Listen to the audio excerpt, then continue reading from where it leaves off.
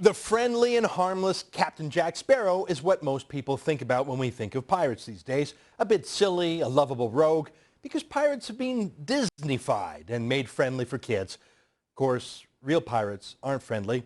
They commit criminal acts on the high seas. Some are murderers and kidnappers and robbers or commit other acts of violence at sea. They were banned by international treaties hundreds of years ago. As law professor Jeffrey Adicott told us last week, they actually have fewer legal rights than terrorists do. Legally, pirates can be shot on sight, and they often are where they're found today, like in Somalia. Here's a homemade video made by a Russian sailor showing Somali pirates on board a Russian naval ship about to be killed. But what would a really modern, really savvy pirate in the 21st century look like? Someone who wasn't semi-literate like those Somali thugs, but someone who was educated and connected and rich. Why, he'd look just like a Canadian criminal named Paul Watson. Watson is a convicted criminal. He got his start long ago assaulting a police officer at a violent protest against a seal hunt. See, that's the thing about Watson. He believes animals have rights. They shouldn't be clubbed. But he's fine clubbing people. Watson's weird that way. He was elected to the board of the Sierra Club environmental charity on a campaign platform to radically limit immigration. Huh? Well, you see, he's actually anti-people. He believes there should be fewer than 1 billion people on the earth. So, sorry, 80% of us, we have to go. He thinks there should be no towns larger than 20,000 people allowed. He thinks people are a cancer. That's what he says. He thinks only people who dedicate their lives to Mother Nature should be allowed to have children. So he's a super freak. But he's smart, and more than that, he's media smart. But he's still a criminal. Watson is so extremist, he was kicked off Greenpeace's board of directors for being too radical. I mean, given that Greenpeace's specialty is breaking the law, that's really saying something. But you see, Greenpeace tries to look respectable. Watson, on the other hand, has embraced his darker side. He actually has taken the age-old symbol of pirates, the skull and bones, symbolizing death and murder, and made it his logo. Seriously, now, lots of people have a skull and bones for fun, for a joke, as an edgy tattoo, as a kid's adventure. Not Watson. It's actually his philosophy, just like the Somali criminals. A few years ago, Watson actually told an animal rights conference that, quote, "There's nothing wrong with being a terrorist as long as you win. Then you write the history." Got it? Well, for some people, Watson is just a fatter, older Jack Sparrow. Lots of fun, nothing more. But what about the people he assaults? And of course, he's grown up from just hitting cops. Like the Somali pirates, he's got ships now. And he rams other ships with his ships. What do you think that's like, being on the high seas, being rammed by Paul Watson's ship? Now, you may agree with Watson that animals are more important than people. Or you might be normal and say, you know, there is a place for conservation and maybe I'm uncomfortable with whaling and sealing. Fine. Come back to me when you're a vegetarian who doesn't wear leather. But we have ways of dealing with these issues. We have debates. And we pass laws and we sign treaties. And if we need to enforce our laws with violence, we rely on the police or the Coast Guard or the Navy. We don't become pirates and engage in violence ourselves. It was precisely for this violence that Watson was arrested this May on an international warrant when he was jetting through Frankfurt. He paid bail and had to report every day to the German police, but then he skipped bail, and his company, the Sea Shepherd Society, issued a press release from him taunting the law. See, the Somalis aren't that savvy, are they? They don't have websites with press releases. They don't collect donations online to pay their bail. Watson does. Well, what exactly was Watson arrested for? Well, he's only too happy to show you. See, Watson is so proud of his crimes, he travels with friends who videotape his every move. And they videotaped the very incident for which he is being arrested. Watson had been sailing off Central America when he spotted fishermen fishing for sharks. Now, sharks are not an endangered species, of course, and even if they were, you're not allowed to ram another vessel or take them hostage. You call the authorities, and no, sorry, a convicted criminal flying a pirate flag is not an authority. But Watson and his crew harassed the fishing boat. They sprayed it with fire hoses, trying to flood its engines. They kept interfering with it and harassing it. It was a much smaller boat, as you can see, so of course it surrendered pirate style. It submitted, and Watson seized it and started towing it. It was only when the crew of this boat, the Veradero, radioed for help, and a Navy ship started speeding towards them that Watson abandoned the fishermen, set them free, and flee like the brave, brave pirate he is. Well, it's not the 16th century. The fishermen could radio for help now, and with international warrants, Watson was picked up in Germany. But he's above the law, you see. He skipped bail. Well, who paid the nearly $300,000 for Watson's bail, money that will now be forfeited? Who pays for Watson's ships? Who pays to maintain his website? How does a modern pirate do it all? What lessons can the Somali murderers learn? Well, look at Watson's Sea Shepherd's website. He actually, get this, he has a board of directors for his piracy, for his crimes. You know, the mafia has a board of directors. Biker gangs have boards of directors. Actually, they don't call themselves that. They call themselves made men or kingpins. But this criminal organization, the Sea Shepherds, it's an organization that engages in illegal actions, is brazen enough to have a board of directors. But why not? Someone's got to manage all the money, and it comes in by the million. See, Paul Watson's clever. He could do the Somali thing, hijack ships off the coast of Africa, and either steal the crew and cargo from them, or just demand ransom from the ship's owners. But you see, that might take 6 months of negotiations, and as you saw, there are lots of armed navies going around killing those pirates. 6 months for $1 million, Somali style, is tough work. So Watson wages a campaign of violence against ships he doesn't like, whalers, fishermen, and then he sells the violence to donors. That's why he videotapes everything. That's why he allows filmmakers on his ships.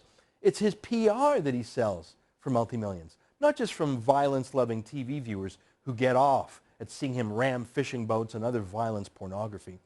He gets grants from charitable foundations, including from the odious Tides Foundation, the same people bankrolling the oil sands, the anti-oil sands lobby groups in Canada. In 2008 and 2009, just to pick 2 years, the Tides Foundation gave Watson more than $20,000 for his piracy activities. Let me say that again. The Tides Foundation, a charity, is giving money to a convicted criminal, a confessed pirate.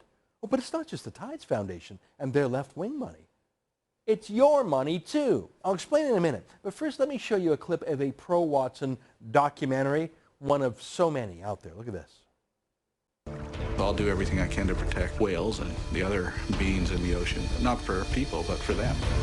You don't walk down the street and see a woman being raped and do nothing. You don't see a child being molested and do nothing. You don't see a kitten being stomped and do nothing. And you don't sit there and watch a whale die and take his picture and do nothing. That's from a loving documentary called Eco-Pirate, the story of Paul Watson. It's propaganda for him. It was made with his approval. It was authorized, of course. It's got his support. Again, it's how his organization gets rich. It's not reporting. It's PR. Here's the director of that movie, Trish Dolman, confessing her personal love for Watson. You need people like Paul who are radicals, right? Who are really pushing the edges. And then you need people working in government, in NGOs, in lawmakers making changes. So you need kind of a diversity of approaches to create social change. And I think Paul plays a very important role in that. And he's the radical. He's the social agitator. Here's just one more clip from that director. Just watch this too. I absolutely support what Paul's doing because I see that he's actually stopping killing of whales. Look, I'm fine with freedom of speech, even for crazy propagandists like that. I do not think propaganda like what this woman produces should be illegal. I think it's better than terrorism, except for that you and I paid for her propaganda. Here's a screen grab from the trailer for the movie Eco-Pirate that she made. Look there. Look at those Canadian government arts granting agencies that spent your tax dollars making this propaganda film for a criminal. The Somalis have so much to learn from Watson. Look, Watson is a criminal. He justifies terrorism. He commits acts of terror on the high seas and films it pornography style. But if someone is willing to break the law, you know what? Maybe they're willing to lie also, especially if it means more money. Let me close with the true story of Paul Watson, how he treats not poor fishermen, but rather how he treats his own wealthy supporters and funders.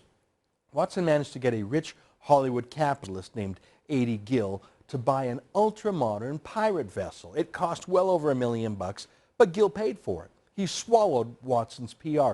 He's proof that the so-called documentaries are working. That propaganda liberated more than $1 million from this sucker. Here's what the ship looked like. Of course, since A.D. Gill is a Hollywood tycoon, the ship is named after him. It's pretty cool. Well, Watson hired a captain named Pete Bethune to pilot the A.D. Gill in a confrontation with a Japanese whaling vessel. Now, this was going to be awesome. Imagine the super cool video they get from this one. Remember, not only are full-length films being made about Watson, but even TV shows too, like Whale Wars on Animal Planet channel. Besides the money those channels pay directly to Watson, the PR value is incalculable. So here's how it went down. Look at the confrontation just for a moment.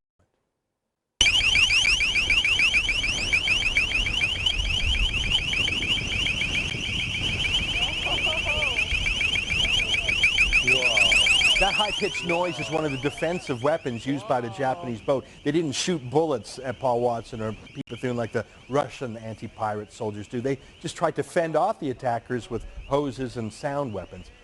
And they rammed the 80 Gill. It happened. You saw it. It was filmed not only by the Japanese, but by Paul Watson's crew too. Now, was this a defeat? A disaster? Are you kidding? It was the most successful event in Watson's history. Because remember, he measures success in terms of money, like any good pirate. This confrontation painted him as a victim. Instead of the bully bullying some poor fisherman in a pitiful tiny boat, it was Watson being bullied by a bigger ship. They rammed him. They sunk his beautiful 007 boat. Well, except you didn't see the 80 Gill boat sinking, did you? Well, let's go to the Facebook page of Pete Bethune. He was the captain of the 80 Gill. He'll fill in what happened. The camera stopped rolling. Let me quote, "I was instructed by Paul to scuttle the vessel. He instructed me not to tell anyone. We then recreate the scene for Animal Planet, where we pretend that the tow line had just snapped, and I supposedly made the decision to leave the vessel. I was instructed not to discuss the above with media, friends, family, and especially not with 80 Gill, at this stage the legal owner of the vessel. The media event surrounding the ramming and sinking becomes the biggest Sea Shepherd story in history." Huh. According to Paul Watson's own crew, it was faked. They pretended the 80 Gill boat was sunk by the Japanese so they could play the victim, so they could play the martyr, to fleece some other Hollywood tycoon out of $1 million or more, to get more grants from the Tides Foundation. The left loves their violence, don't they? They love making laws for the rest of us, but they love breaking laws themselves. Look, I don't care what you think of the seal hunt or whaling or sharks. That's actually not the point. The point is violence and law breaking and piracy. It's about the rule of law. It's about environmental extremists normalizing violence. Today it's against Japanese ships or poor Central American fishermen. Tomorrow it might be against you. Now, Watson claims everything he does is legal under international law. What do you think of that? Yeah, I'm not buying it. Paul Watson should be prosecuted for piracy. And all of the people who fund his crimes should be prosecuted too, just like anyone else who would finance a biker gang or a terrorist group.